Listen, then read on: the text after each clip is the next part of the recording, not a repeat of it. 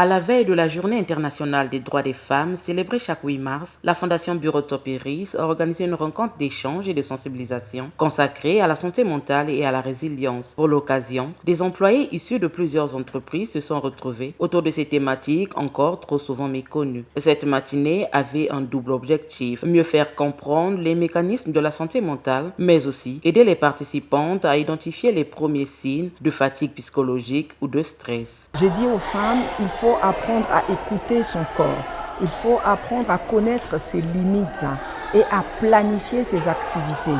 Planifier sa vie familiale, les activités avec ses enfants, avec son mari, planifier aussi son activité au milieu professionnel pour éviter d'être débordé. Donc il y a la gestion de temps, la planification et aussi apprendre à écouter son corps. Quand on est fatigué, reconnaître que nous sommes fatigués et que nous avons besoin d'aide pour éviter le surménage. Et aujourd'hui, parler de la santé mentale, c'est valoriser le bien-être de la femme dans une entreprise, parce que nous savons tous qu'une femme émotionnellement stable, une femme soutenue, c'est le développement de toute une entreprise. Au fil des discussions et des partages d'expériences, l'initiative a suscité de véritables prises de conscience parmi les participantes. Plusieurs d'entre elles ont ainsi pris la résolution de veiller davantage à leur équilibre personnel et de ne plus négliger leur bien-être mental au quotidien.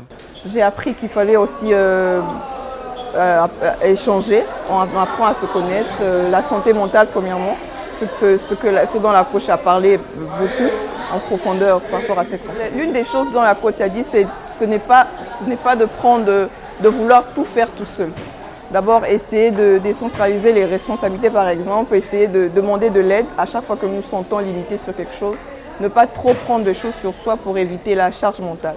Et cela aussi, ça participe à la santé mentale et ça nous aide à grandir.